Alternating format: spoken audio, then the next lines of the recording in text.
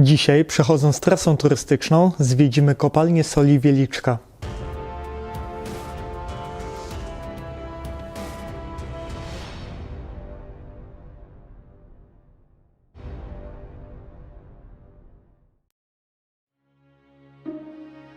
Biały to już masz tygar. Oczywiście jeden jedyny w kopalni zielony, tak, dla dyrektora. Nie ma takiego drugiego. Czerwony pyrokusz ma orkiestra górnicza.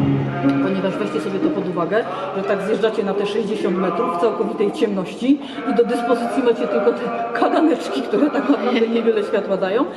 I jak słyszycie, śpiewają pieśni religijne. Jest to Salve Regine, czyli Zdrowaś Mario, czyli coś to znaczy, nie?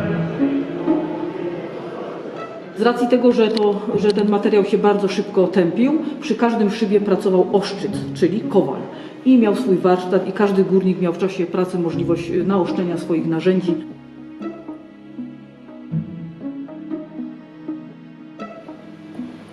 Fryderyk Chopin też w naszej kopalni.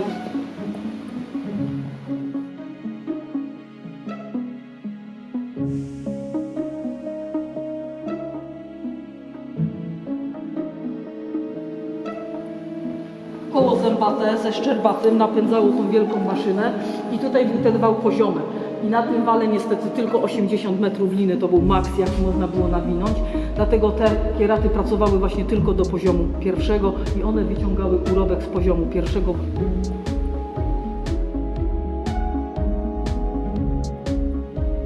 I wyciągali na powierzchnię beczki. Liny, które były stosowane w naszej kopalni, na początku było to łyko lipowe, potem się pojawiają liny konopne. Natomiast po II wojnie światowej dopiero pracują te urządzenia elektryczne, czyli powstają już wieże szybowe. Turystyka była elitarna, ponieważ zgodę musiał wyrazić sam król.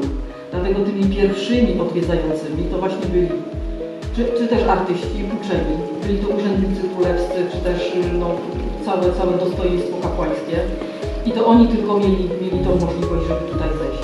A taki podziemny świat, ten podziemny wielicki labirynt, był wielką tajemnicą i ludzie bardzo ciekawi byli, żeby zobaczyć, co to się dzieje.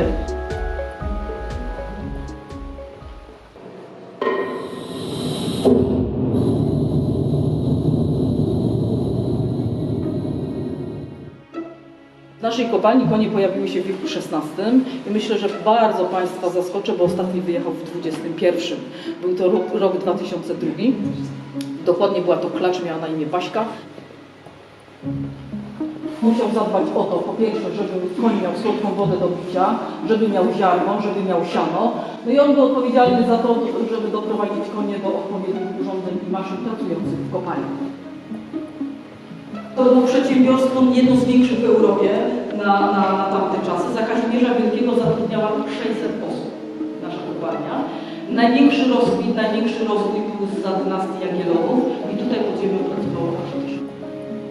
Nad głowami największy żyrandol, który możecie zobaczyć. 700 kg wagi i 2500 tych solnych kryształów.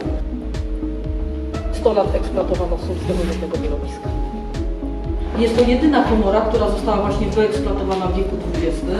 I ważna informacja dla Państwa jest taka, że tutaj została właśnie użyta technika naszczałowa przy użyciu dynamitu. Jest to komora równie wysoka, którą widzieliście przed momentem, bo ma aż 27 metrów wysokości, a już potrzeba było tylko 10 lat, żeby wydobyć sól z tego wyrobiska. Będzie unosił się na powierzchnię, nie utonie, bo ta woda jest taka gęsta, ale nie zachęcam, bo woda ma tylko 6 stopni. Natomiast jak tam spojrzycie dalej, gdzie jest ta ciemna plama, to aż 9 metrów głębokości, także to jest kawał jeziora.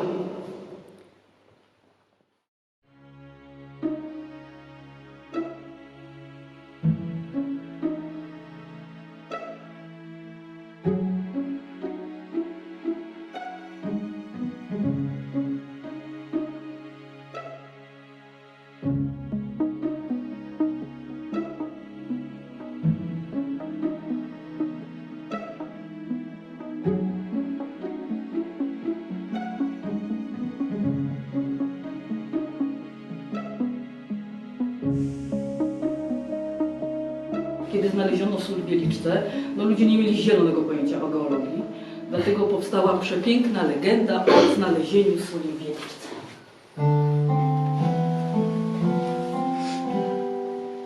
polski książę Bolesław poprosił o rękę węgierską królewnę Kingę, jej ojciec, król Bela, nalegał na tradycyjny posag. Jednak Kinga miała inny pomysł. Dowiedziała się, że w Polsce nie wydobywa się soli kamiennej, więc poprosiła ojca o kilku górników solnych. Z ich pomocą chciała odnaleźć w Polsce sól. Niewiele myśląc, Bela sprezentował Kindze całą kopalnię. W drodze do Krakowa królewna odwiedziła ją. Podeszła do szybu i ku zdumieniu wszystkich wrzuciła do niego swój zaręczynowy pierścionek. Kiedy tylko przybyła do nowego kraju, rozkazała swoim górnikom rozpocząć poszukiwania soli. Na efekty nie trzeba było długo czekać.